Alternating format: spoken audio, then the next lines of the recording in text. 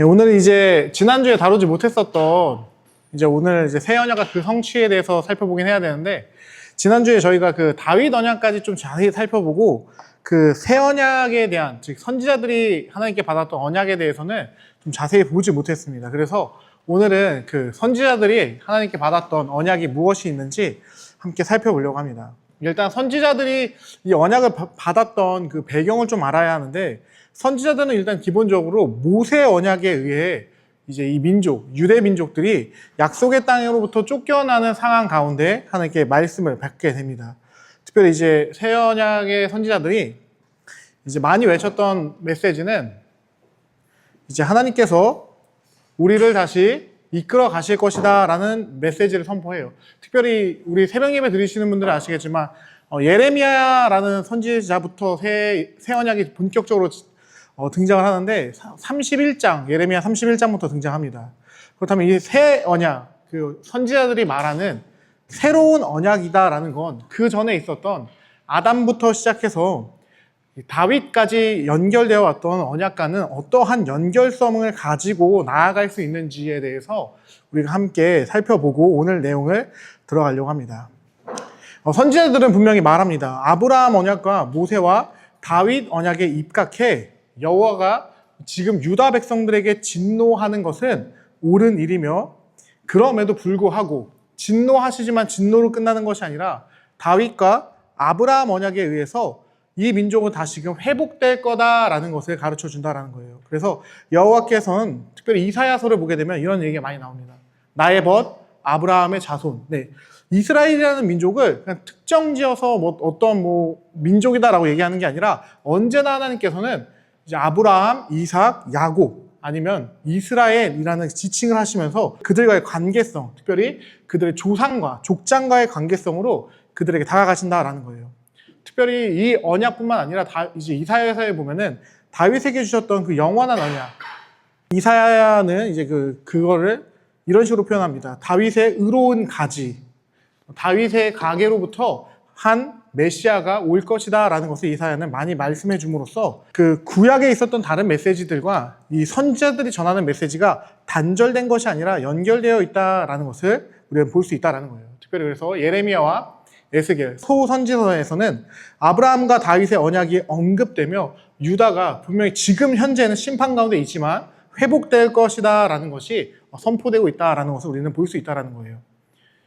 이 말씀을 왜 드리냐면, 유다 백성들이 그 역대 상하가 기록된 가장 큰 이유가 유다라는 민족은 반드시 멸망하면 안 되는 나라였어요. 왜냐하면 다윗 언약에 의해서 하나님께서 분명히 다윗이 다스리는 나라는 내가 영원하게 할 거야 라는 약속을 주셨는데, 그 다윗의 나라인 유다가 멸망했단 말이에요. 그러니까 그 사람들이 이해가 안 되는 거예요. 근데 선지자들은 다 뭐 때문에 너희가 멸망했다라고 말하냐면, 너희가 모세 언약을 지키지 않아서 너희가 하나님이 모세 언약에 입각해서 그 땅에 너희를 토해낸 거야 라고 말하는데, 그거의 간극을 이해하지 못하니까 이제 선지자들이 그것을 이해시키기 위해서, 그리고 하나님께서 그 조건성이 두드러지게 나타나는 모세 언약과 무조건성이 두드러지게 나타나는 다윗의 언약이 새 언약이라는 것 안에서 하모니를 이루며 하나가 되어가는 것을 알려주기 위해서 계속해서 이런 메시지들, 그 앞에 있었던 아브라함과 다윗, 그리고 모세, 그리고 노아, 아담 등등의 이름을 계속해서 언급하신다라는 겁니다. 그래서 백성들에게 내 약속은 없어진 게 아니다라는 것을 들려주신다는 거예요. 그래서 그 선지자이며 제사장이며 여전히 오실 왕이 분명히 너에게 올 것이다. 그리고 그가 오면 진짜 유다가, 참 이스라엘이 회복될 것이다 라는 메시지를 우리에게 주신다라는 겁니다. 그러면서 이 메시지에 입각해서 호세아와 이사야, 아모스와 요엘은 어떠한 예언을 하냐? 우리 민족만 선민이 아니었구나. 혈통적인 이스라엘이 아니라 하나님의 뜻에 의해서 일어나는 이방 가운데서도 이스라엘이 있을 수 있는 거구나라는 것을 호세아와 이사야, 아모스와 요엘 선지서를 통해서 우리가 이제 알 수 있게 된다라는 겁니다. 즉, 계시가 점점 발전하면서 아브라함을 부르시면서부터 아브라함 민족에게만 뭔가 포커싱 된 줄 알았는데, 그게 아니라 하나님은 아브라함을 부르시면서부터도 이방의 빛이 되길 원하셨던 그 메시지를 가지고 다시금 새 언약을 주시면서도 너희가 원래 했어야 됐던 그 일, 이방 가운데서도 하나님을 섬기길 원하는 이들을 세워내는 일들을 해야 한다라는 것을 이제 가르쳐 주신다라는 겁니다. 특별히 요에서의 내용이 그래서 베드로를 통해서 이루어지는 것을 우리가 보게 되는데, 그 후에 내가 내 영을 만민에게 부어주리니 너희 자녀들은 장래일을 말하면, 이거 너무나도 잘 아는 거죠. 우리가 찬양으로도 부르는 그 메시지인데, 이 요에서가 언제 이루어졌냐? 사도 베드로가 처음으로 설교를 하는 그 순간에 이루어졌다는 거예요. 그래서 사도 베드로가 사도행전 2장 16절에서 17절에 지금 일어난 이 오순절 성령 강림으로 말미암아 이 사람들이 다른 말로 말하고 방언을 하고 이런 것들이 무엇에 대한 성취냐? 요에서가 말씀했던 그 메시지가 이루어졌다. 즉 우리 가운데서만 하나님께서 일하시는 것이 아니라 온 세계 가운데서 하나님께서 일하시는 일이 성취되고 있다라는 것이 보여준다라는 거예요. 우리는 이제 그 개념을 봐야 합니다. 왜냐하면 많은 분들이 착각하는 게 이스라엘 백성들을 선민이다라는 착각 속에 우리는 살아가요. 근데 하나님은 단 한 번도 선민이라는 것을 성경 가운데서 만든 적이 없다라는 것을 이 신구약을 통해 우리는 볼 수 있다라는 겁니다. 이러한 개념들을 우리가 이해해야 한다는 거예요. 하나님께서는 계시가 점진적으로 발전하면서 그분이 갖고 계셨던 원래의 뜻을 계속해서 우리에게 더 확장해서 보여주시는 거구나. 그분은 처음부터 이스라엘만을 구원하시려고 했던 것이 아니라 온 세계 자체에 대한 구원 계획을 갖고 계셨구나라는 것을 우리가 볼 수 있어야 한다는 겁니다. 그렇다면 그 구원자는 어떠한 존재이냐? 히브리어로 이제 고엘이라는 단어가 있습니다. 구원자와 밀접한 관련을 갖는데, 이 고엘이 무엇이냐? 영어로 리디머라고 하고요. 그리고 이제 한국말로는 기업 물을 자라는 표현을 씁니다. 이게 뭐냐? 바로 예수 그리스도가 어떠한 사역을 하는지를 보여주는 특징적인 것인데, 예수님은 고엘이다라는 거예요. 예수님은 우리의 기업 물을 자가 되신다라는 겁니다. 특별히 기업 물을 자가 성경에 제일 처음에 등장한 건, 물론 이제 그 개념이 등장한 건 모세오경에서 등장하지만 실제적으로 기업 물을 자의 어떠한 액션을 취하는 존재는 보아스였습니다. 룻기에서 등장하는 보아스가 그 기업 물을 그 행동을 해줌으로 말미암아 다윗 아들이 탄생하고 그 나오미와 룻의 가문이 살아나는 것을 보는 것처럼 기업 물을 자는 망해가는 친족을 살리는 역할을 해야 한다라는 거예요. 근데 그 역할을, 망해가는 친족을 살리는 역할을 누가 하느냐? 온 세계를 위해서 예수 그리스도께서 하신다라는 겁니다. 그래서 예수님은 이사야서 61장 1, 2절의 말씀을 가지고 이것이 자신을 통해서 성취됐다라고 선포를 하세요. 그게 어디서 나오냐? 나중에 꼭 이 두 구절은 연결해 놓으면 좋습니다. 나중에 성경책 꼭 펴서 이사야서 61장 1, 2절 옆에다가 누가복음 4장 17에서 21절을 꼭 써놓으시면 좋을 것 같습니다. 이 말씀이 왜 그러느냐? 예수님이 정확하게 이 말씀을 들어 사용하시면서 오늘날 너희의 귀와 눈에 이 말씀이 응하였도다라고 이야기하신다는 거예요. 근데 여기 보시면 알겠지만 여기 있는 내용 자체가 고엘입니다.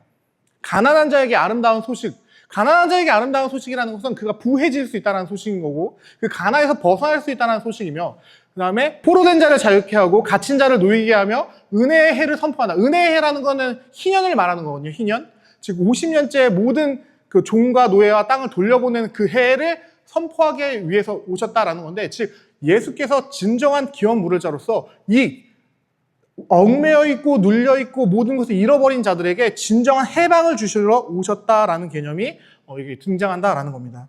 이게 바로 이제 소선지서와 예레미야서와 에스겔서, 이사야서에 등장하는 개념이다라는 거예요. 그러면서 여기서 멈추지 않고 성경은 또 무엇을 얘기하냐?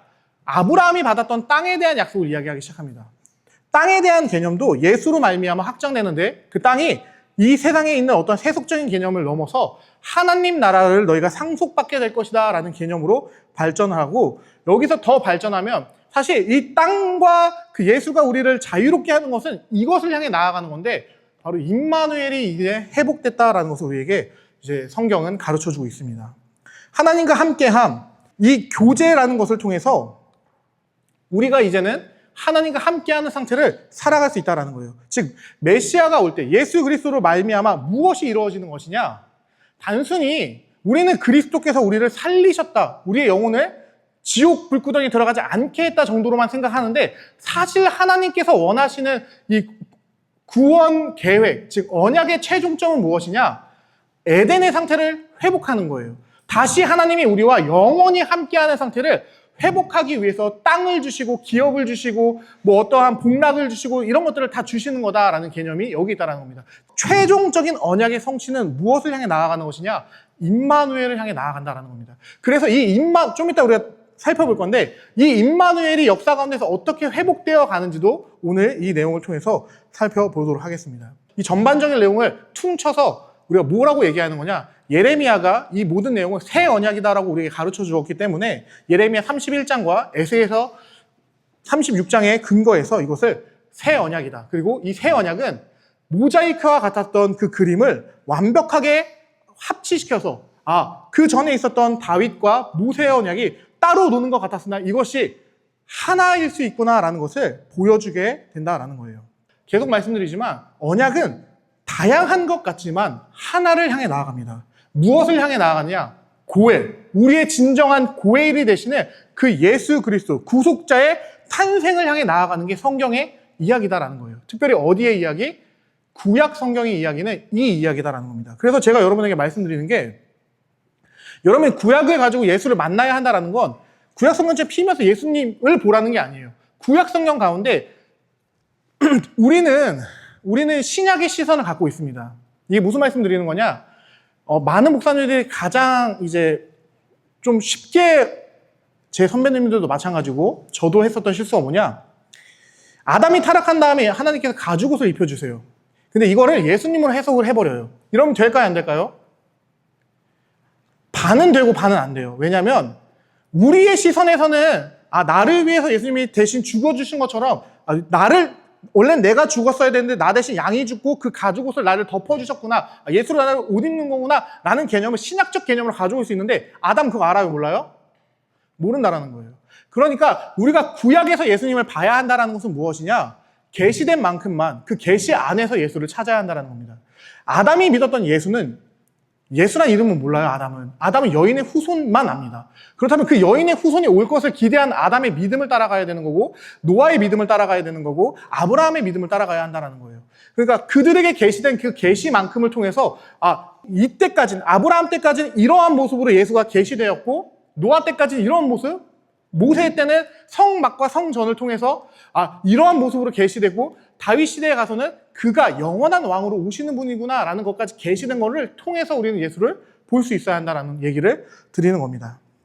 그래서 이걸 뒤집어서 얘기하면 구약은 예수를 향해 나아가고 신약은 그럼 뭘 얘기할까요?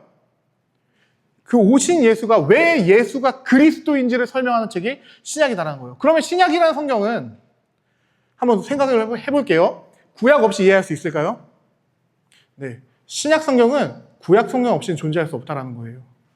우리가 구약을 오늘날에도 공부해야 되는 가장 큰 이유는 구약에 있는 말도 안 되는 그런 홍해바다 갈라서 저 믿어요. 근데 요즘에 안 믿는 사람도 있으니까 그런 거 보고 노아의 방주 저 믿어요. 다 믿는데 지금으로 봤을 때 허무맹랑한 소리와 같은 것들을 그거 보면서 와 나도 이렇게 노아 방주 만들어가지고 바다에 띄우면 같이 살아갈 수 있을까? 이런 거 보라고 만든 게 아니라 노아의 방주가 어떻게 그리스도까지 연결되는지 그리고 하나님께서는 그들을 어떻게 해서 인도하셔서 그들의 발걸음을 통해서 그들은 인간은 계속해서 실패해 나아가지만 그 실패하는 인간을 멱살 잡고 끌고 가시면서 그리스도까지 연결시키시는지를 우리는 봐야 한다는 겁니다. 그리고 신약 성경은 그 위에 서서 뭘 보는 거예요? 오신 예수님이 어떻게 일을 하셨고 그가 12사도와 또 200명의 성도들과 교회를 이 땅에 두심으로 말미암아 그 교회를 통해서 무엇을 하고자 하셨는지 그러면서 그들에게 요청하신 내가 올 때까지 이 땅 가운데서 하나님 나라를 이루어가라라는 명령을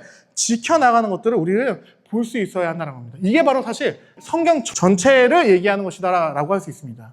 성경은 어려운 책이 아니에요. 성경은 신학에서 가르칠 때 가장 쉬운 책이다라고 얘기합니다. 물론 키를 갖고 있어야 쉽긴 한데요. 저도 이거 배우면서 한 번도 교수님들이 쉽다라고 할 때 쉽다라고 느낀 적은 없지만 왜냐하면 성경이 쉽지 않으면 어떻게 되냐면요. 우리가 구원을 받을 수 없어요. 성경을 통해서 우리는 예수를 바라보고 성경을 통해서 성령님을 만나고 성경을 통해서 성부 하나님의 계획을 봐야 되는데 성경이라는 책이 어렵다, 미궁이다라는 것이 돼버리는 순간 어떻게 되냐? 우리는 절대 삼위 하나님을 만날 수 없다라는 거예요. 제가 강의 시작하기 전에 맨날 띄워놓는 칼빈이 말하잖아요. 성경을 통해서만 하나님을 보고 성경을 통해서만 하나님이 말씀하시는 것을 따라가야 한다라고 이야기하는데 성경이 어려워버리면 답이 없어진다는 겁니다. 즉 성경은 쉬워야 돼요. 어떻게든 쉬워야 합니다. 그렇다면 그걸 쉽게 만들려면 어떻게 해야 되느냐? 우리보다 먼저 있었던 선배들이 그 성경을 어떻게 쉽게 봤는지를 공부해야죠. 그래서 우리가 지금은 조금 어려울지 몰라도 이 개념들을 계속해서 반복하면 언젠가는 여러분도 저를 뛰어넘는 정도의, 당연히 저를 뛰어넘으실 거라고 믿어요. 이렇게 될 거다라는 겁니다. 왜냐면 저도 총신대학교 가서 뭐 문병호 교수님이나 좋은 교수님들을 만나서 내가 갖고 있었던 신앙과 종교개혁 이후부터 계속해서 이 교회가 추구하였었던 바른 성경적인 신앙은 다른 거구나라는 것을 정립해 나가면 저도 많이 싸웠습니다. 교수님한테 가서 따지기도 많이 하고 그러면서 저도 여기까지 온 거예요. 근데 중요한 건 무엇이냐? 계속해서 우리가 알아가려고 노력해야 한다는 겁니다. 그래서 어느 정도 퍼즐 맞추기로 비유하면 저도 이제 겨우 한 3줄 정도 맞춘 것 같아요. 테두리 3줄. 그렇죠? 저도 이제 3줄 정도 맞춘 것 같은데 저는 계속 맞춰가려고 노력하는데 우리가 지금 하는 작업은 무엇이냐? 가장 바운더리의 테두리를 치고 있다는 거예요. 여러분 어떻게 퍼즐 맞추시는지 모르겠지만 저는 퍼즐 맞출 때 가장자리를 맞춰놓고 시작하는 게 제일 편하더라고요. 그래야지 벗어나지 않고 그 안에서 맞춰나갈 수 있으니까. 지금 그 테두리를 치고 있는 것이다 라고 생각해 주시면 좋을 것 같아요. 우리가 역사적으로 기독교라는 종교가 다양한 관점과 다양한 생각이 도출돼서 이제 어쨌든 개혁주의가 근본이었으니까 여기서부터 뭐 빠져나가긴 했지만 그거 빠져나가고 둘러보기 이전에 가장 원류의 상태였었던 종교개혁을 하면서 출발한 교회의 상태는 무엇이었는지를 한번 보자라는 겁니다. 자, 그래서 제가 이렇게 가르치는 가장 큰 이유는 저를 가르쳐 주셨던 총신대학교 김영욱 교수님인데요. 이분이 이런 식으로 많이 얘기하셨어요. 구약은 대망의 책이고 신약은 신현의 책이다. 그래서 저도 이 관점에 입각해서 여러분들이 이런 얘기를 드리는 겁니다. 그리스도가 오실 것, 여인의 후손이자 아브라함의 씨이자 다윗의 자손이 오실 것을 대망하는 책이 우리 구약 성경이고, 그리고 그분이 오셔서 그 다음에 그분이 일을 하시고 앞으로도 이제 어떠한 일을 하실 건지를 성령을 통해서 우리를 끌고 가시는 그 역사의 현장이 신약 성경이다. 그래서 신현의 책이다라는 이야기를 하셨습니다. 둘 다 좋은 책이긴 해요. 두껍긴 하지만. 그리고 우리가 배우고 있는 내용을 좀 더 디테일하게 다루고 있는 책들입니다. 우리가 지난주까지 배웠던 내용은 대망의 책에 대한 내용이었던 거고, 구약 성경. 그리고 오늘부터 이제 나갈 내용은 신현의 책, 바로 신약 성경에 대한 내용이다라는 겁니다. 자, 그렇다면 중요한 건 이 구약과 신약의 연결 다리가 있어야겠죠. 그렇다면 구약과 신약의 연결 다리는 과연 무엇인가? 그걸 생각할 때 우리가 먼저 매일같이 봐야 되는 건 마태복음 1장 1절입니다. 마태복음 시작하면서 이렇게 시작을 합니다. 다들 아시겠지만 아브라함과 다윗의 자손 예수 그리스도의 계보다. 이것 자체가 무엇을 얘기하는 거냐? 계속 강조드리지만 그리스도의 탄생 자체가 구약의 성취임을 마태복음 1장 1절이 밝히고 있다라는 거예요. 다른 의미로는 영원한 신이 인성을 취하셨기에 이것을 신현이라고 하는 겁니다. 신이 현현했다라는 뜻으로. 네. 그리고 이것들을 온전히 이해했었던, 이게 진짜 하나님이 원하셨던 바이구나. 하나님께서 이 일들을 하길 원하셨구나라는 것을 이해했던 두 명의 인물이 고백을 해요. 그 누가복음에 나오는데 마리아의 고백과 사가랴의 고백이 있습니다. 특별히 이제 사가랴의 고백을 보려고 하는데, 사가랴는 다윗의 가문에서 구원의 뿔이 도래했다. 그러면서 여기서 끝나지 않아요. 그 뭐라고 하냐? 모든 선지자가 그의 입으로 말했던 여호와의 말씀이 이 아이로 말미암아 성취되었다라고 사가랴는 고백한다라는 거예요. 그리스도 자신의 태어나심이 무엇이냐?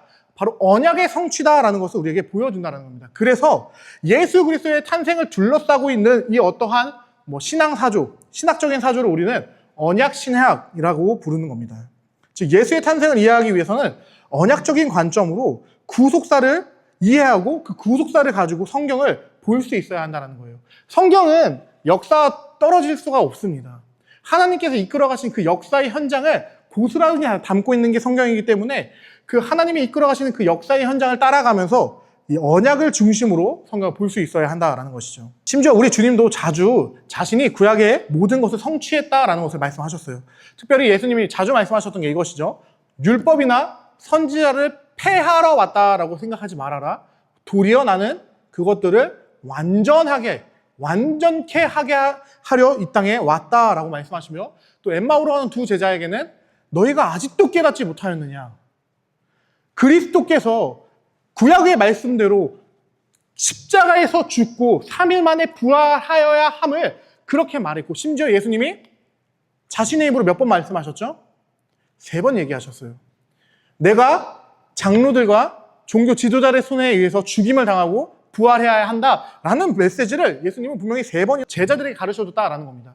이 모든 것이 그 구약에 있었던 모든 예언을 성취한다는 거예요. 그래서 그렇게 복음서에 예수님이 무슨 말만 할 때마다 무슨 예언이 성취되었더라, 여호와의 말씀이 그대로 이루어졌더라 라고 계속해서 예수님의 꼬리표처럼 구약 말씀들이 이루어졌다라는 것들이 따라 붙는 것입니다. 근데 사실 이건 예수님만 말씀하신 게 아니에요. 그의 제자였었던 사도들도 예수님의 언약의 성취다라는 것을 강조합니다. 특별히 베드로는 사도행전 3장과 7장에서 그가 모든 언약의 성취이자 특별히 모세 언약과 새 언약의 성취임을 3장과 7장에서 강하게 드러내고 있다라는 거예요. 자, 그렇다면 이 예수를 말미암아 하나님께서 무엇을 성취하고 싶으셨냐? 첫 번째는 백성에 대한 약속입니다.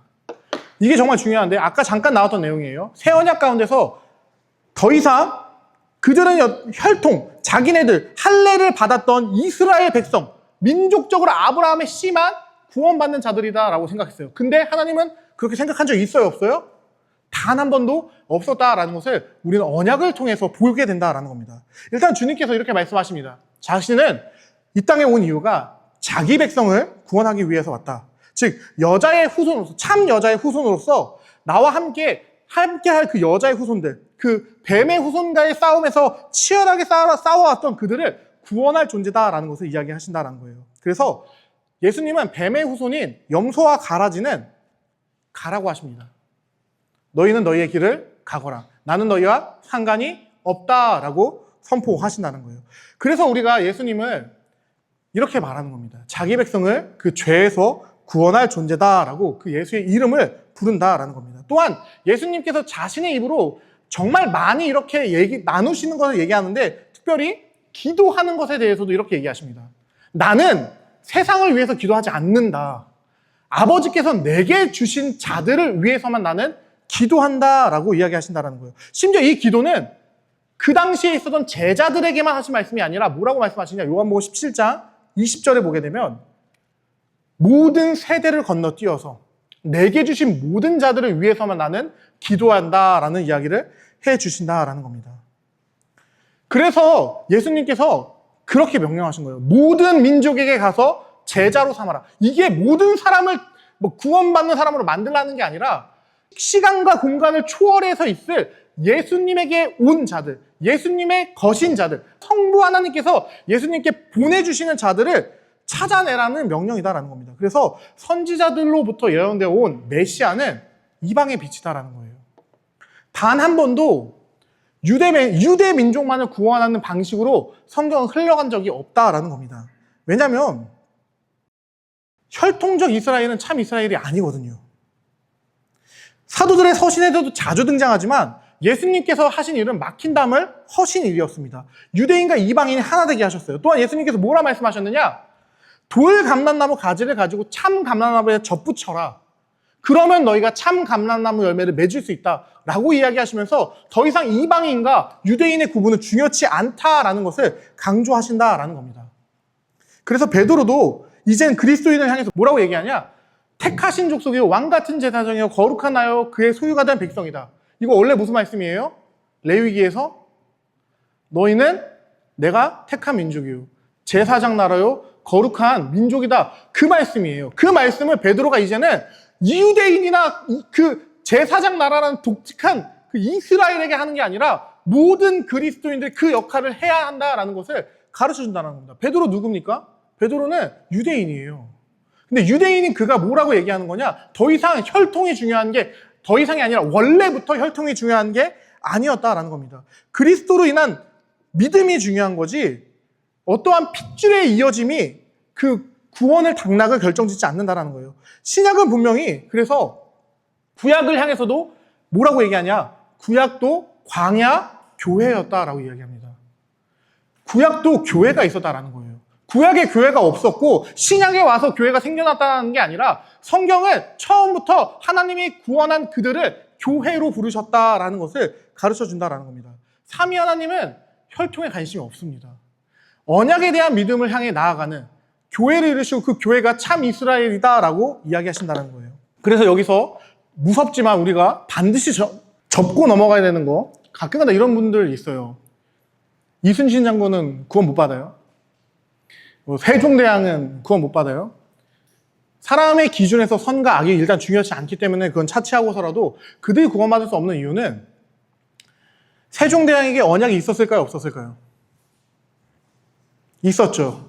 무슨 언약이 있었죠? 두 가지 언약을 받았어요. 세종대왕도. 모든 인간이 핑계하지 못하는 두 가지 언약이 인간에게 있습니다. 바로 처음에 여인의 후손이 오면 뱀의 머리를 박살낼 거야. 그건 아담에게 주어진 것이기 때문에 모든 인류에게 전파됩니다. 동일하게 노아에게 있었던 무지개를 보면 나는 너희를 절대 물로 심판하지 않을 것을 기억해야 돼. 심음과 거둠과 추위와 더위가 사계절이 내가 계속해서 있도록 할 거야 라는 메시지를 주셨다는 거예요. 즉 인간은 핑계할 수 없습니다. 우리의 조상이 어느 순간 그 계시를 왜곡하고 버렸을 뿐이지 하나님께서는 모든 인류를 향해서 한 번도 언약을 안 주신 적이 없다라는 거예요. 그런데 어차피 인간들이 계속해서 언약을 지켜나가지 않으니까 하나님께서는 특별한 민족을 뽑으셔서 그 민족이 온전히 참 이스라엘로서 참 교회로서 하나님을 섬겨나가는 것을 보여줌으로 말미암아 제사장 나라의 역할을 해서 주변 민족들이 그것을 바라보고 하나님께 나올 수 있도록 역할을 하라고 부르신 거다라는 겁니다.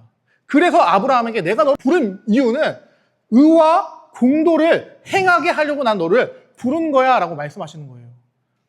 의와 공도를 행한다는 건 정의를 행한다 이 정도 개념이 아니라 하나님 나라가 무엇인지를 주변에 보여줄 수 있는 나라가 되어야 한다는 겁니다. 그런데 이스라엘은 그 역할을 못했다라는 것이죠.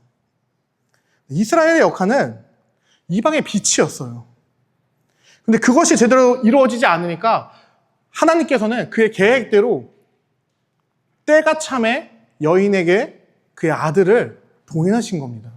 그래서 그렇게 예수님에게 뭐가 붙는 거냐? 그냥 우연히 뚝 떨어진 게 아니라 그분은 때가 참에 그의 때가 되어서 하나님의 때가 되어서 라고 이야기하는 겁니다. 언약의 성취의 때에 그리스도께서 오심으로 말미암아 원래 하나님의 계획이셨던 온전한 구원을 이루어 나가신다라는 거예요. 사실 이는 우리가 성경을 자세히 읽으면 구약 안에서도 이방인들이 하나님을 믿는 신앙으로 회귀했다라는 것을 볼 수 있어요.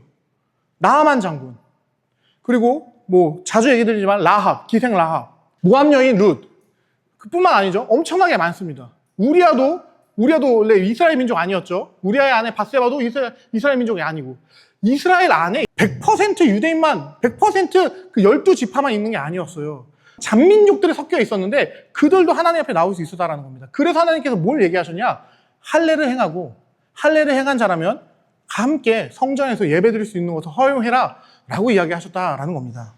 우리는 그래서 이걸 봐야 합니다. 그리스도를 통해서 이것들이 다 이루어졌다라는 것을. 근데 여기서 중요한 포인트는 근데 도대체 그리스도가 어떻게 이방인들을 참 이스라엘 백성으로 만들 수 있느냐라는 것을 보아야 하는 건데 그것이 무엇이냐? 그리스도께서는 진정한 여인의 후손이기 때문에 그 언약의 약속을 성취하실 분, 즉 다른 말로 하면은 고엘, 기업물을 자이기 때문에 그가 여인의 후손이자 아브라함의 씨이자 다윗의 후손으로서 우리를 대신해서 그 일들을 했다라는 겁니다.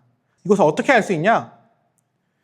고엘의 몇 가지 특징을 체크해보면 알 수 있습니다. 고엘은 일단 첫 번째로 해야 되는 일이 아까도 말씀드렸던 것처럼 친족, 가족 중에 누군가가 노예가 됐어요. 그러면 그를 속량해줘야 되는 첫 번째 책무가 있어요. 두 번째 책무는 무엇이냐?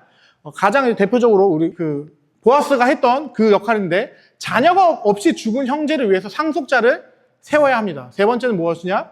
원수 갚아줄 의무 및 회복의 의무가 있다는 거예요. 이것을 다 누가 하셨어요? 예수께서 우리의 고엘로서 하셨다는 겁니다. 자, 우리는 죄의 종이었죠. 우리는 하나님 앞에서 죄의 값을 갖고 있던 사람입니다. 그런데 나의 친족이 되시기 위해서 예수께서 이 땅 가운데 성육신 하심으로 말미암아 무엇이 되신 거냐? 우리의 친족이 되었다라는 거예요. 그래서 예수님을 향해서 뭐라고 하는 거죠? 그분이 참 하나님이자 참 사람이다라고 우리가 계속 강조하는 이유는 무엇이냐? 그가 참 사람이 아니면 나의 친족이 될 수 있어요? 없어요? 없어요. 나 대신 속량을 할 수 있어요? 없어요? 없어요. 그렇기 때문에 예수님은 반드시 사람이 되셔야 합니다. 왜? 나의 친족이 되기 위해서. 나의 친족이 되신 그분이 나 대신 죄의 값을 치르십니다. 우리의 죄의 값은 무엇이냐? 간단해요. 사망이에요. 나 대신 그래서 예수가 죽은 거예요. 하나님 앞에서 그 죄의 값을 치르기 위해서 나 대신 그가 생명을 내어 놓으십니다. 그래서 내가 어떻게 된 거예요? 죄의 값을 내가 안 갚아도 되게 되는 거예요. 나는 이제 더 이상 죽음과 관련이 있어요? 없어요? 죽음과 관련이 없는 존재가 된 거예요. 이거 궁금하신 분들은 제가 썼던 그 하일레베르 그 요리문답 그리스도의 죽음 파트를 한번 읽어보시기 바랍니다. 여기 또 한 번씩 깨알같이 이렇게 강구를 해드려야지. 지나갔지만 한 번 더 읽어보실 테니. 네. 죽음의 의미가 우리한테 그래서 바뀐 겁니다. 우리는 더 이상 죽음을 두려워하는 것이 아니라 이 찬양처럼 할렐루야 꿈의 왕국에 이렇게 노래를 부를 수 있는 상태가 된 거라고요. 그리스도 덕분에. 자, 그러면 이제 두 번째로 그리스도께서 무엇을 하셨느냐? 나를 대신해서 죄의 값을 치르셨으니까. 참고로 이거에 대한 말씀들이 히브리서, 마태복음, 디모데전서에 나온다라는 것이고요. 두 번째로는 우리를 그의 신부로 맞아주신다라는 거예요. 아까 말씀드렸죠. 상속자를 세운다라는 것은 기업을 잇게 한다라는 겁니다. 나는 자격이 없어요. 하나님의 신부가 될 수 있어요, 없어요? 나는 더러운, 정말 그래서 하나님께서 정말 잘 비유를 하셨던 게 호세 몸 파는 여자랑 결혼을 시켰던 그 선지자 있죠? 우리는 그런 사람들이다라는 거예요. 우리는 하나님 앞에서 한 번도 신실한 적이 없는데 예수께서는 나를 살리시기 위해서 나에게 기업을 무르게 하여 주시기 위해서 나를 그의 신부로 삼아주셨다라는 겁니다. 그리고 그렇게 그냥 신부로 삼아주시고 끝난 것이 아니라 나를 깨끗하게 하셔서 이제 여기서 한 발짝 더 나아가 나의 원수를 갚아주신다라는 거예요. 나의 보복을 내가 당하고 있는 그 억울함과 비통함과 그런 모든 것을 갚아주시고 심지어 나를 회복시켜 주시기까지 하시는 게 예수님이다라는 겁니다. 자, 그렇다면 여기서 중요한 건 원수라고 하면은 막 갑자기 떠오르는 분 있으시면 안 돼요. 막 갑자기 남편이 떠오른다거나 막 아내가 우리 원수는 그 사람들 아닙니다. 우리의 본질적 원수는 누구죠? 마귀 사탄이에요. 그래서 예수께서 뭐 하신 겁니까? 그 사탄을 십자가를 통해서 이기신 거예요. 그리스도께서 십자가의 죽으심은 예언되어 있었던 일입니다. 왜? 하나님으로부터 저주받는 존재가 돼야지 죄의 그 저주와 모든 것을 짊어질 수 있기 때문에 나무에 달린 자가 되어야 하는 것이 예수님의 운명이었어요. 그렇기 때문에 주님은 그 나무에 달림으로 말미암아 뭘 하신 거냐? 사단이 이겼다 착각했지만 실상으로는 사단의 머리를 깨부수는 일을 하셨다는 겁니다. 근데 놀라운 건 무엇이냐? 우리가 이 예수를 믿을 때 예수와 우리가 연합을 하게 돼요. 예수님이 사단 이기면 자연스럽게 뭐가 되는 거예요? 우리가 사단을 이기게 된다는 겁니다. 내가 뭔가 싸움을 잘해서 사단을 이긴 게 아니라 예수께서 완벽하게 승리하셨기 때문에 그래서 사도 바울이 우리에게 그렇게 고백하는 거예요. 너희 또한 이미 사단, 너희 원수 사단의 머리를 밟았다. 로맨 16, 19 say 아시죠? 선한 데는 지혜롭고 악한 데는 미련하며 그 바로 뒷구절이 우리가 사단의 머리를 부셨다라는 구절이 나온다는 겁니다. 우리가 그런 것들을 기억해야 합니다. 우리는 이미 예수 그리스도 안에서 승리한 사람들이에요. 근데 이것이 다 어떻게 그것이 가능했냐? 하나님께서는 처음부터 온 세상을 구속하시기 위해서, 물론 여기서 말하는 온 세상은 올 피플을 말하는 게 아니라 하나님이 창세 전에 택하신 자들, 하나님의 백성들을 완벽하게 구속하시기 위해서 그리스도를 보내심으로 말미암아 그리스도와 관계에 있는, 즉 우리가 그래서 그리스도께서 또 한편으로 우리에게 뭐라고 말씀하신 거예요? 내가 너희의 큰 형이자 큰 오빠야 라고 말씀하신 게 거기 있는 거예요. 먼저 된 자로서 그가 우리의 가장 큰 형님으로서 앞에서 우리의 모든 것을 이루어내 주셨다는 겁니다. 기업 물을 자로서. 그래서 우리가 그 안에서 참 이스라엘 백성이 됨으로써 하나님 나라에 들어갈 수 있게 됐다는 거예요. 그렇다면 백성에 대한 부분은 이제 이해했어요. 그 아브라함에게 주셨던 너의 민족이 하늘의 별같이 바다의 모래같이 많아질 거야. 어떻게 됐어요? 진짜? 여러분이 누구의 민족이에요? 예수 안에서 여러분이 아브라함 민족이다라는 겁니다. 우리가 참 유대인이요, 참 이스라엘 백성이다라는 것이 성경의 가르침이다라는 거예요. 그렇다면 이 가르침에서 더 나아가 아브라함이 두 번째로 받은 복이 뭐예요? 땅에 대한 복이잖아요. 그럼 예수님께서는 땅에 대한 복을 어떻게 이루셨을까를 살펴봐야 한다는 겁니다. 사실 땅이다라고 우리가 많이 말하지만 성경은 사실 땅이라는 단어보다는 기업이다라는 단어를 더 많이 씁니다. 즉 우리는 하나님 나라에서 쫓겨난 그 순간, 에덴에서 쫓겨난 그 순간 사실은 기업을 박탈당한 자들이었어요. 그런데 아까 말씀드렸죠. 기업 물을 자는 마지막으로 우리를 회복시킨다라고. 즉 우리가 박탈당했던 이 기업을 예수께서 대신 죽으심으로 말미암아 회복시켜 주셨다라는 겁니다. 우리의 기업이 다시 돌아왔어요. 자, 그렇다면 중요한 건 하나님께서 주시겠다고 하는 그 땅, 하나님 나라는 알겠는데 그래서 기업으로 표현했을 때 하나님이 나에게 주시겠다는 기업이 뭘까요? 삼성전자일까요? 우리에게 약속된 것이 있다는 거예요. 그렇다면 하나님께서 우리에게 뭘 약속해 주셨냐? 이걸 알려면 첫 아담이 하나님께 무엇을 받기로 약속되었는지를 돌아봐야 합니다. 아담이 만약에 선악과를 따먹지 않고 문화명령을 온전히 잘 지켜냈으면 하나님은 아담에게 이것을 주시려고 했습니다. 무엇이죠? 두 글자입니다. 이응시읒, 영생을 주시고자 했어요. 왜냐? 이걸 어떻게 할 수 있냐? 아담에게 약속된 벌이 뭐였어요? 죽음이었죠. 죽음은 자연스러운 걸까요? 비자연스러운 걸까요? 하나님의 창조 세계에서는 죽음이라는 개념은 비자연입니다. 원래는 있어서는 안 되는 개념이에요. 아담의 죄로 말미암아 죄에 대한 결과로서 죽음이라는 개념이 탄생하게 된 거예요. 그러면서 이제 노화나 병이나 이런 개념이 같이 따라온 거지, 원래 하나님의 세상에서는 그런 것도 있지 않습니다. 즉 반대로, 그렇다면 이 죽음이 아닌 완전 반대의 개념, 아담이 온전히 하나님의 뜻에 합치했다면 얻게 될 것은 당연히 죽음이 아닌 생명을 얻게 되겠죠. 근데 이미 지금도 생명이잖아요. 그러면 다른 생명, 완전한 생명, 영원한 생명을 얻기로 약속되어 있었다라는 겁니다. 근데 사실 이렇게만 말하면 사람들이 이해를 못해요. 네? 근데 성경에 안 나오잖아요. 그래서 예수님께서, 그리고 바울 선생님께서 친히 이것을 이렇게 해석해 주시죠. 아담은 이것을 무시해서 깨트렸지만 누가 이걸 대신하셨어요? 바울의 마지막 아담이자 둘째 아담이신 그분이 우리를 대신하여 그 모든 일에 완전한 순종을 하심으로 말미암아 영생을 획득하셨고, 그 획득하신 영생을 어떻게 하셨어요? 우리에게 주셨다라고 이야기한다라는 겁니다. 그래서 그리스도를 믿는 사람들, 그리스도 안에 있는 사람들에게 그 기업으로서 약속되어 있었던 아브라함의 언약에 있는 그 땅에 대한, 기업에 대한 약속을 우리가 받게 된다는 거예요. 예수님과 그리고 성경 전체는 단 한 번도 없었던 개념을 갑자기 뚝 만들어내는 책이 아니라 처음부터 하나님께서 그림자로 보여주셨던 것을 좀 더 디테일하게 색칠해가면서 내가 말했던 게 이거야를 보여주신다라는 거예요. 그렇기 때문에 우리가 이 성경을 전체를 조망할 수 있는 눈을 가져야 합니다. 심지어 이것을 온전히 깨달았던 우리 히브리서 기자는 이렇게 말합니다. 함께 읽어보겠습니다. 시작.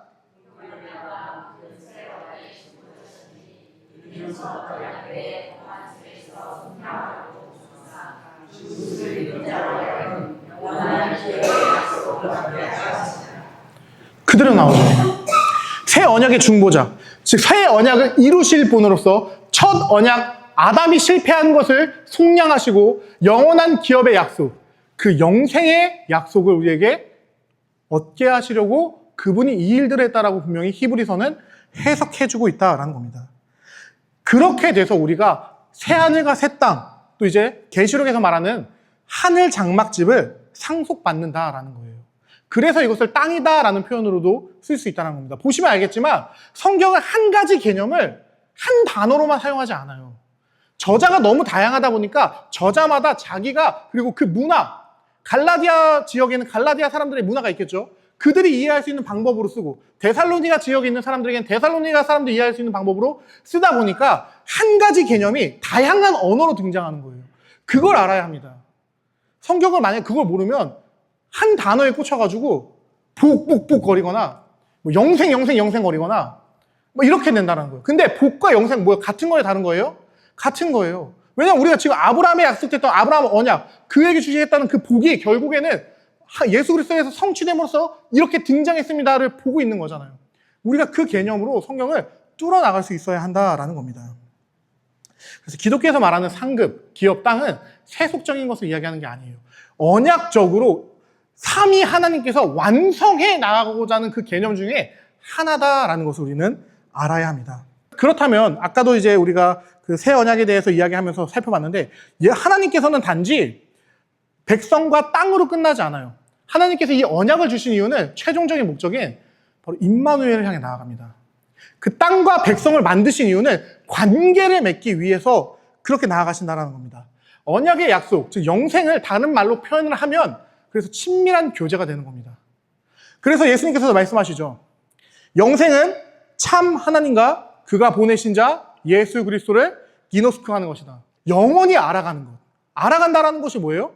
그와 대화를 통해, 아니면 그를 묘사를 통해 무엇이 되었든 그 자체를 지식적으로, 감각적으로 알아간다는 뜻입니다. 즉 하나님께서는 처음부터 우리와 임마누엘 하시기를 원하셨다라는 겁니다. 그래서 아까 잠깐 말씀드렸던 이 임마누엘이 성경 가운데서 어떻게 흘러가는지가 여러분이 볼 수 있어야 돼요. 우리 기독교에서 제일 잘못 쓰고 있는 언어 중에 하나가 저기 있는 저 건물을 향해 뭐라고 많이 말하죠? 두 글자로. 우리가 성전이라고 얘기할 때가 있어요. 그런데 사실 오늘 이걸 배우고 난 다음에 우리가 그 말을 끊어냈으면 좋겠는 게, 하나님께서 처음에 이 임마누엘을 주셨던 곳은 에덴입니다. 에덴은 하나님과 교제가 가능했었던, 하나님 자체가 충만했던 공간이에요. 근데 아담으로 인해서 그게 깨졌죠. 근데 하나님이 이거 임마누엘 포기하세요? 안 하세요? 안 하세요. 그래서 그들에게 다가오시기 위해서 그들에게 제일 처음 주신 방법이 뭐예요? 성막인 거예요. 성막을 주신 이유는 나에게 이런 예배를 드려 를 위해서 주신 게 아니라, 그렇게 할 거면은 대속죄일날 한 번만 들어가는 게 아니라 수시로 들어갈 수 있게 하셨겠죠. 근데 하나님께서는 지성소는 절대 못 들어가게 하세요. 심지어 대제사장도 자신의 본인의 죄를 제대로 속죄 안 하고 들어가면 어떻게 돼요? 죽어요. 죽었는지 안 죽었는지 알려고 방울 달아놓은 다음에 방울 소리가 안 들리면 이게 줄 땡겨가지고 시체 끄집어내는 게 지성소였다고요. 그게 솔직히 말해서 이게 너무 아름답게 보이십니까? 대제사장 거기 들어갈 때마다 심장 엄청 쫄리지 않았을까? 오늘 나 오늘 안 죽을 수 있을까?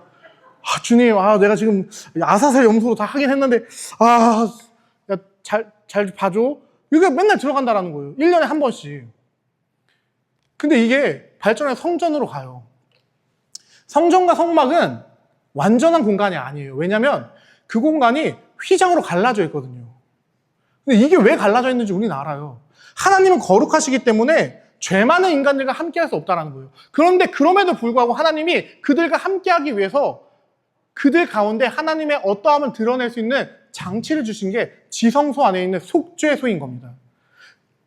이름도 너무 별로지 않아요? 다른 이름이 있긴 해요. 시은좌라는 멋있는 이름이 있긴 해요. 하나님의 은혜가 강림하는 곳이라는 이름도 있는데 보통 그렇게 안 불러요. 속죄소라고 불러요. 왜냐? 거기에 1년에 한 번 우리의 죄를 속해야 되기 때문에, 거기에 저 그룹 사이에다가 염소의 피를 들이부어야 돼요. 저는 한 번도 안 맡아봤는데 별로 그렇게 좋지 않다고 하더라고요. 그곳이 우리가 말하는 성전에 있는 가장 거룩하다고 말해지는 지성소라는 공간입니다. 가장 더러운 냄새가 가득한 곳. 근데 그곳은 왜 그럴 수밖에 없냐? 우리가 죄인이기 때문에 그렇게 끔찍하게 그렇게 하고 가지 않으면 어떠한 죄인도 하나님 앞에 설 수 없다는 것을 보여주기 위해서 그렇게 됐다는 거예요. 근데 그럼에도 불구하고 하나님이 우리와 함께 하고자 하는 의지를 그 안에 담으셨다라는 것이죠. 근데 이게 이렇게 뭔가 단절되고 다 끊어진 것 같았던 게 새 언약이 오면서 바뀐다라는 겁니다. 새 언약 가운데 누가 오시죠? 이 땅 가운데? 진정한 성전이신 예수 그리스도가 오세요. 그래서 1차적으로 진짜 임마누엘이 일어나요. 2000년 전에 12제자들은 뭐예요 진짜? 예수님과 동고동락하면서 떡도 먹고 포도주도 먹고 같이 등목도 하고, 남자들끼리니까 같이 수영도 하고 갈릴리 바다에서 물고기도 잡고 한다고. 진짜 하나님이라는 그 가장 거룩하신 분과 3년이라는 시간을 동거동락을 해요. 그런데 여기서 끝나느냐? 여기서 끝나지 않는다는 거예요. 이건 왜냐? 1차적이기 때문에. 1차적에서 끝나면 안 돼요. 최종적인 장면까지 가야 되기 때문에 예수님께서는 무엇을 하시냐? 자신의 몸을 찢으십니다. 그래서 무엇을 바뀌게 하시냐? 휘장을 찢으세요. 근데 여러분 이것도 잘 생각하셔야 돼요. 이 당시 성전에 속죄소 있어요? 없어요. 저 안에 대제사장 들어간다고 안 죽어요. 저 안에 들어가서 대제사장이 할 수 있는 것도 아무것도 없어요. 저거 그냥 쇼맨십으로 걸쳐놓은 거라고요. 저거 찢나 안 찢나 안 중요하다고요. 근데 왜 하나님께서는 저걸 찢으셨냐? 보여줘야 되니까. 이제 더 이상 나와 너희의 관계를 맡고 있었던 그 죄에 대한 문제가 그리스도를 내가 찢음으로 말미암아 내가 너희에게 보낸 언약의 최종적인 성취로 말미암아 해결됐어. 너와 나를 맡고 있었던 가로막힌 담이 없어졌어. 그러니까 너희는 언제든지 예수 이름을 의지해서 나에게 나오면 돼 라는 것을 퍼포먼스, 교보제로 보여주시는 거예요. 저 안에 속죄소가 없어요. 그런데도 하나님이 저걸 찢으신다라는 건 우리가 깨닫기를 원하신다라는 겁니다. 그리고 심지어 이걸 통해서 하나님께서 무엇을 이룩하시냐? 예수님이 부활하신다, 승천하신 다음에 누가 오시죠? 성령님이 오세요. 진짜 뭐가 된 거예요?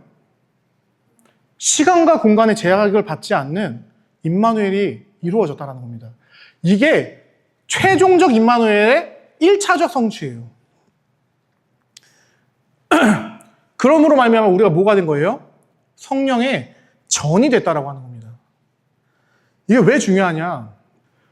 언약의 성취로 임재하신 성령이 떠난다라는 개념은 잘 이해하셔야 돼요.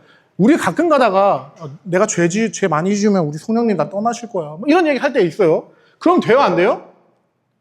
그 말 무슨 뜻이냐면요. 예수님은 실패했다는 뜻이에요. 여러분을 깨끗하게 만들지 못했다는 뜻이에요. 휘장을 찢을 필요가 없었다는 뜻이라고요. 성령 떠나면 돼요, 안 돼요? 그래서 우리 개혁교회는 성령의 임재를 구할 수가 없는 거예요. 성령의 임재를 언제만 구할 수 있어요? 새가족 초청 잔치 때만 구할 수 있는 거예요. 왜? 그때는 그들에게 성령이 있어요, 없어요? 성령이 없으니까. 근데 우리는 성령이 있어요, 없어요? 성령이 이미 계시기 때문에 그분을 다시 와달라는 임재의 초청은 예수님 다시 죽어주세요. 나를 위해 다시 예수님이 죽어주지 않으면 성령님 나한테 다시 올 수 없어요 라는 고백이 담겨 있다는 뜻입니다. 그리고 더 나아가 저 건물을 향해서 우리가 성전이다 라고 말하는 건 예수님 안 왔다는 뜻이에요. 에덴에서 성막으로 발전하고 성막에서 성전으로 발전하고 성전에서 예수 그리스도로 발전하고 예수 그리스도에서 영원한 임재, 성령의 전으로 발전하지 않으면 안 된다고요. 이거를 성전신학이라고 해요. 언약신학 안에 있는 하나의 갈래입니다. 분명히 하나님께서 말씀하시잖아요. 너희 안에 성령이 오시면 너희는 새로운 마음을 받아 완전히 다른 존재가 될 거야. 내가 그걸 위해 그리스도를 보냈고 그걸 위해 그리스도가 모든 것을 이루었어 라고 얘기한다라는 겁니다. 우리는 그래서 이제 앞으로는 건물을 향해 성전이라는 얘기하는 걸 좀 자제했으면 좋겠습니다. 쉽지 않다는 거 압니다. 저도 이런 거 하나씩 끊어내는 거 정말 어려웠어요. 3, 4년 걸리고 했으니까. 그러나 계속해서 생각해야 돼요. 계속해서 생각해야 합니다. 내가 그 얘기를 할 때마다 이런 개념이 아니지 라는 걸 생각하며 다음엔 안 해야지 라는 태도들을 우리가 계속 가져가야 한다는 겁니다. 또한 성령의 임재, 어떤 목회자가 얘기할 수 있고 뭐 찬양 인도자가 말할 수 있는데 여러분은 그걸 들으면서 우리 성령이 와주셔야지 이게 아니라 저분이 지금 충만을 이야기하고 싶은 건데 저렇게 표현하시는 거구나 라고 이해할 수 있어야 한다는 겁니다.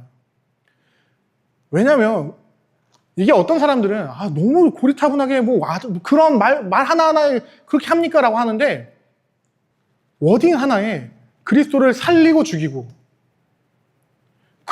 만약에 이렇게까지 안 할 거였으면 우리가 뭐하러 종교개혁을 했습니까? 그냥 카톨릭 안에서 그냥 좋은 게 좋은 거지 하고 살면 되지. 그렇죠. 그렇게 생각할 수 있죠. 우리는 근데 이렇게 할게요. 이렇게 했으면 되는 거죠. 우리가 뭐하러 그 30년이나 넘는 시간 동안 피를 흘리면서까지 이 진리를 지키고자 싸웠겠느냐라는 거예요. 우리가 그러니까 이런 것을 그냥 너무 답답하네 이렇게 보는 게 아니라 하나님께서 무엇을 원하실까? 하나님께서 우리에게 주고 싶은 것이 무엇인가를 생각했으면 좋겠습니다. 이게 여러분에게 온전히 깨달아진다는 건 사실 엄청난 은혜를 받는다는 거예요. 왜냐? 성령이 여러분 안 떠난다는 개념은 여러분은 절대 구원이 취소될 수 없다는 뜻입니다. 성령이 여러분 안에 영원히 내주한다는 뜻은 여러분은 이미 하나님 나라를 살고 있다는 뜻이에요. 여러분은 하나님의 백성이고 하나님의 자녀다라는 겁니다. 우리가 그것을 꼭 기억하며 나아갔으면 좋겠습니다. 그래서 이 모든 것을 들었을 때 우리가 단 하나의 개념을 깨우치게 되는 겁니다. 그리스도가 바로 언약의 실체이시구나. 이 모든 일을 위해 임마누엘, 백성을 그리고 땅을 위해 정말 이 모든 것을 온전히 이루시기 위해 이 땅에 오신 것이 예수님이시구나 라는 것을 깨닫게 된다는 거예요. 이것을 위해서 은혜 언약이 점진적으로 발전해 왔구나. 처음에 흐릿하게 보이던 그것들이 언약의 진행됨에 따라서 더욱더 뚜렷해졌구나라는 것을 깨닫게 된다는 겁니다. 옛 언약은 그래서 그림자라고 하는 거고 새 언약을 실체다라고 이야기하는 거는 거기에 있는 겁니다. 모든 언약의 실체가 되시고 모든 언약의 완성이 되시는 분은 예수 그리스도이십니다. 그러나 그렇다고 해서 언약이 아예 차이가 없다라는 건 아니에요. 제가 계속 말씀드리지만 언약은 발전합니다. 점진적으로 발전하기 때문에 이 점진적 발전하면서 언약들이 커지면서 조금씩 차이를 드러냅니다. 특별히 여기서 이제 성령에 대해서 이야기해 드리려고 하는데 이제 보통 이제 성령이 떠난다라고 말하시는 분들이 이것 때문에 많이 그런 얘기를 해요. 구약에 보면 다윗이 주여 내게서 성령을 거두지 마옵소서라고 하는 장면이 있어요. 구약에는 성령님이 떠날 수 있을까요? 없을까요? 있어요. 왜? 구속이 완성됐어요? 안 됐어요? 안 됐어요. 그러나 중요한 건 속죄가 완성된 시대 이후에는 성령은 신자를 떠나지 않는다는 겁니다. 구속사적으로 성취됐냐 성취되지 않느냐의 차이가 있는 거지, 그걸 가지고 구약엔 이거 나오는데요? 이렇게 얘기하면 안 된다는 거예요. 구약은 그림자로서 실체를 향해 나아가고 있다는 것을 우리는 알아야 한다는 겁니다. 그리고 또한 이 새 언약의 유익을 우리가 또 깨닫게 됩니다. 새 언약의 유익은 무엇이냐? 바로 율법이 마음에 새겨진다는 거예요. 성령 하나님 내 안에 계시기 때문에 율법을 내가 이제는 내가 지켜야지 해서 지키는 게 아니라 자연스럽게 성령께서 그 율법을 지켜나가게 하신다는 겁니다. 그래서 이거를 에스겔은 너희가 예전에는 돌판에 율법이 새겨졌으나 성령으로 말미암아 이제는 너희 마음판에 율법이 새겨짐으로 너희가 무엇을 하든지 그 언약, 율법을 지킬 수밖에 없게끔 이끌어 가실 것이다 라는 이야기를 해주신다라는 겁니다. 또한 계시의 점진적 발전 속에서 보게 되면 희생의 유효성도 달라져요. 구약시대에 있었던 동물 제사는 그림자다라는 건 우리가 다 이미 알고 있습니다. 그 그림자가 무엇을 향해 나아가는 거죠? 예수 그리스도의 십자가를 향해 나아갑니다. 그래서 모세의 그 제사 제도와 성전을 만드는 것과 물두멍과 이런 것들이 의미가 있는 거예요. 의미가 없다는 것이 아니라. 이런 내용들이 또 어디에 나오냐? 히브리서 10장 1절에서 해석이 되고 있습니다. 특별히 예수께서 모든 제사를 단번에 드리셨기 때문에 우리는 더 이상 제사를 드릴 필요가 없는 거예요.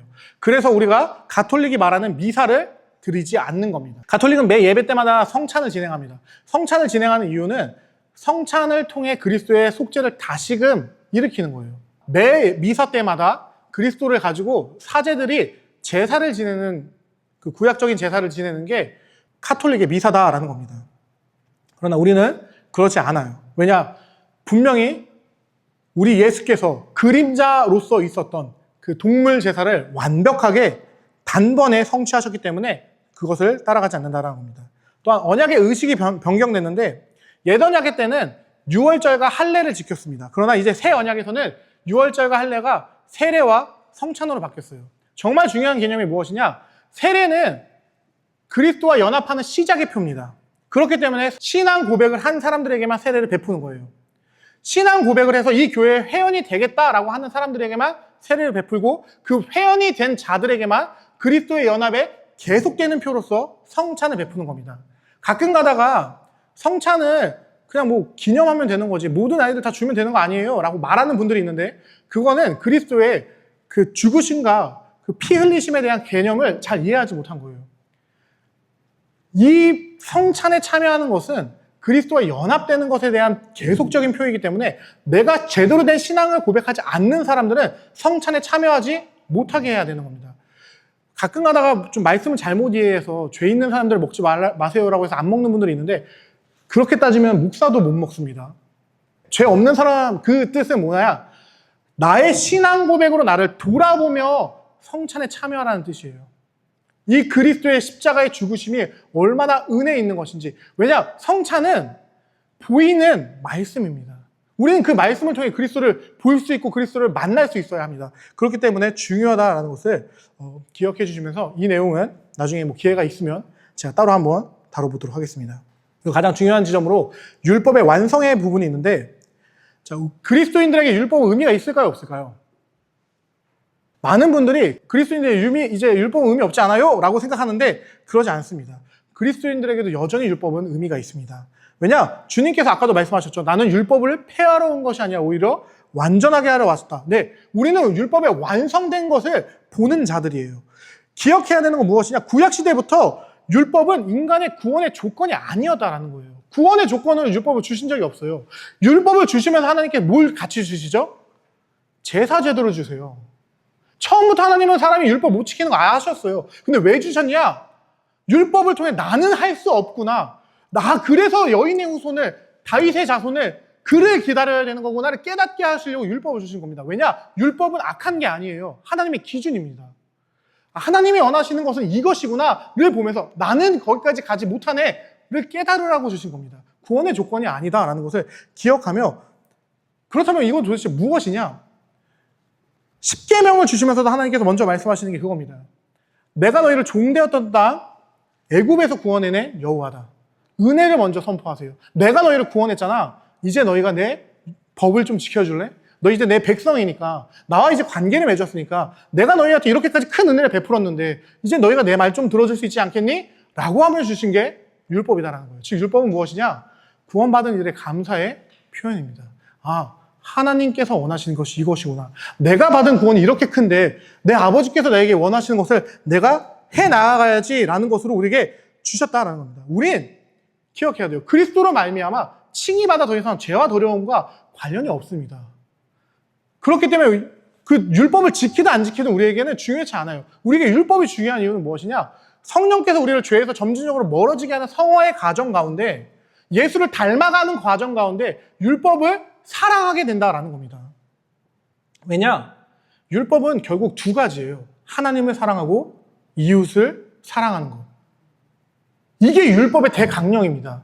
율법을 빼놓고 하나님 사랑, 이웃 사랑 말하는 건 말이 될 수가 없어요. 왜냐? 예수님께서 분명히 모든 계명을 축약하면 제일 첫 번째 되고 큰 계명은 하나님을 사랑하고 둘째 되는 것이 너희 이웃을 사랑하는 거야 라고 말했는데, 갑자기 율법은 우리에게 안 중요해요. 하나님 사랑하고 이웃 사랑만 하면 돼요. 말이 돼요? 예수님이 말한 거랑 완전 달라지잖아요. 예수님이 말한 것이 무슨 의도를 갖고 있는지 우리는 기억하면서 나아가야 한다라는 겁니다. 그래서 그리스도를 닮아간다, 그리스도를 따라간다, 그리스도의 장성한 분량까지 나아간다라는 말은 이 말인 겁니다. 율법에 합치되는 삶을 산다. 왜?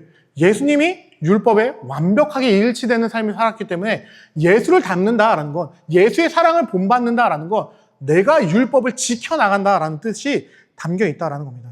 그래서 우리 예레미야와 에스겔이, 그리고 소선지서에 있는 선지자들이 이렇게 얘기한 거예요. 성령이 임하면 이제 우리 마음에 율법이 새겨져. 율법이 밖에 있는 게 아니라 내 마음에 새겨져서 내가 지키려고 노력하지 않아도 자연스럽게 성령께서 그 율법을 지켜갈 수 있도록 나를 이끌어간다라고 말씀하신 거예요. 그래서 예수님이 여기서 좀 더 무섭게 이렇게 말씀하셨죠. 열매로 그들을 알리라. 열매로 안다라는 게 열매를 맺어야지 구원받는다라는 게 아니라, 구원받은 사람이라면 응당 열매를 맺을 수밖에 없다라는 이야기를 하신 것이다라는 겁니다. 그래서 저는 이거를 저의 방식대로 이렇게 표현해요. 은혜 받은 자는 은혜 받은 대로 살고자 하고 그 태도가 바로 율법을 지켜나가는 것이다. 왜 그러냐? 신약의 사도가 분명히 이렇게 말합니다. 함께 읽어볼게요. 시작.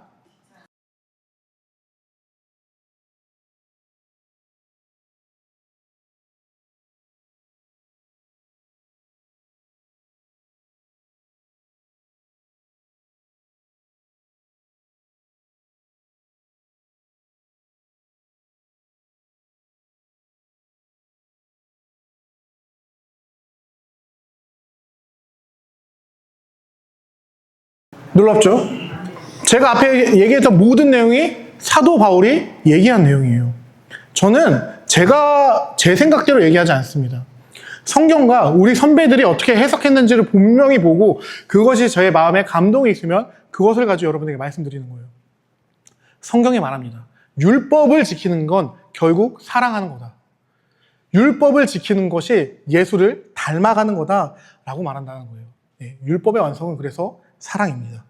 사도 요한도 그래서 이렇게 말해요. 너희가 예수를 사랑한다면 그의 계명을 지켜라.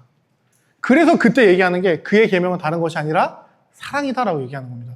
사도 요한이 뜬금없이 사랑을 얘기하는 게 아니라 이 바울이 말했던 그 개념을 사도 요한도 충분히 이해하고 있기 때문에 예수님이 말씀하셨던 그 모든 율법이 하나님 사랑과 이웃 사랑이구나 라는 전제를 가지고 율법의 완성은 사랑이다. 예수의 계명을 지키는 것은 곧 사랑하는 것이다 라는 이야기를 우리에게 해준다라는 겁니다. 근데 말은 다 이해가 되고 은혜가 되고 막 이러는데, 여러분 우리 이런 사랑 할 수 있습니까? 예, 우리 엄청 힘들어요. 이거 사람의 힘으로 할 수 있는 게 아닙니다. 그래서 계속 말하는 게 성령의 인도함을 받아야 합니다. 왜냐? 성령의 9가지, 근데 이것도 좀 잘못된 말이에요. 거기 성령의 열매라고만 나오지 성령의 열매들이라고 안 나오기 때문에 사실은 성령의 그 9가지가 한 가지를 얘기합니다. 근데 그 한 가지가 뭐냐? 사랑이에요. 성령의 열매가 곧 사랑입니다. 예수님께서 우리에게 보시겠다고 했던 열매도 결국에는 사랑이다라는 겁니다. 근데 그 사랑은 결국 뭐예요? 내 삶에 율법의 합치함이 얼마나 드러나는가가 중요하다는 겁니다. 율법은 폐해지지 않았습니다. 오히려 더 완전해졌죠. 그리스도의 삶의 규범이며 구원받은 자의 감사의 표시이며 사랑의 표현이다라는 겁니다. 근데 어떤 분들은 이렇게 얘기해도 근데 목사님, 우린 법 아래에 있지 않고 은혜 아래에 있다라는 사도 바울의 또 말이 있지 않나요? 라고 하는 분들이 있을 거예요. 자, 그럼 이 말은 어떤 말이냐? 전후 문맥은 이것은 성화를 이야기하는 게 아니라 칭의를 이야기하고 있습니다. 우리는 더 이상 율법을 지키지 않는다고 구원 못 받는다가 아니다라는 거예요.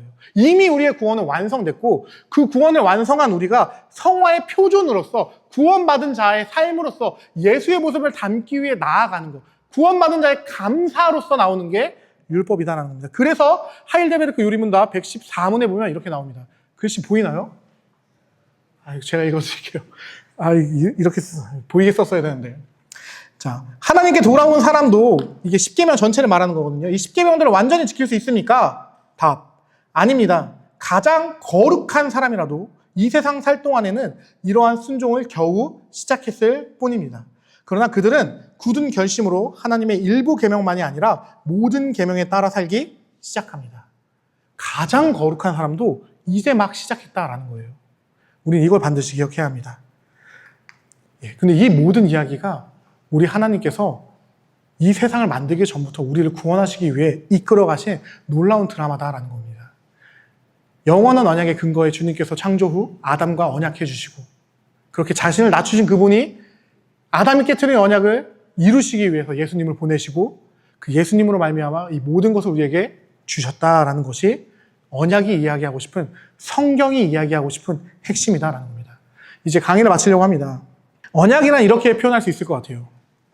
하나님께서 죄인된 인류를 구원하기 위해 펼치신 드라마의 줄거리이자 그가 지금까지, 성경 안에서만 하신 거 말고요, 지금까지 그리고 앞으로도 하실 일을 이야기합니다. 타락한 인류에게 구원자를 약속하시고 그 구원자가 올 길을 준비하시고 이끌어 가시는 하나님의 구원의 드라마. 그 드라마의 등장인물들이 성경의 인물들이었고 그 중에 언약의 당사자들이 굵직굵직하게 등장한 것이 바로 아담, 노아, 아브라함, 모세, 다윗, 선지자들, 예수님이었다라는 겁니다. 우리 예수님이 그래서 이 모든 언약의 완성이십니다. 그래서 구약의 이해 없이는 신약을 알 수 없고 신구약의 전체의 통일성과 일관성을 통해 우리는 더욱더 이 그리스도를 입체적으로 볼 수 있어야 합니다. 예수께서는 복음서에서 자신이 누구인지를 계속해서 드러내 보이십니다. 그리고 이 이해를 위해 성삼위 하나님께서 그 예수님의 이해를 따라가게 하기 위해 우리에게 밝히 보여주시는 것이 언약이라는 이제 굵직굵직한 보석들이다라는 거예요. 우리가 이 언약을 잘 따라갔으면 좋겠습니다. 사실 이제 언약 신약만 해도 원래 이 정도만한 책이에요. 원래 언약 신약만 해도 각자 언약들이 한 요 정도씩 되고 두꺼운 파트로도 넘어가는 건데 이 책이 정말 간략하게 투두두둥 치고 지나갑니다. 심지어 저의 강의는 그 긴 내용을 1시간에 압착해야 되니까 더 파파파 하고 넘어갈 수밖에 없어요. 그러나 기억해야 하는 것은 무엇이냐? 이 책을 통해, 그리고 제가 강의를 통해 여러분에게 말씀드리고 싶은 건 우리 하나님은 일관되시고 계획이 없으신 분이 아니다라는 겁니다. 그런데 더 놀라운 건 그분이 계획하신 건 반드시 이루어지고 그가 이루신 건 반드시 뭐예요? 악해요? 선해요? 선하다는 거예요.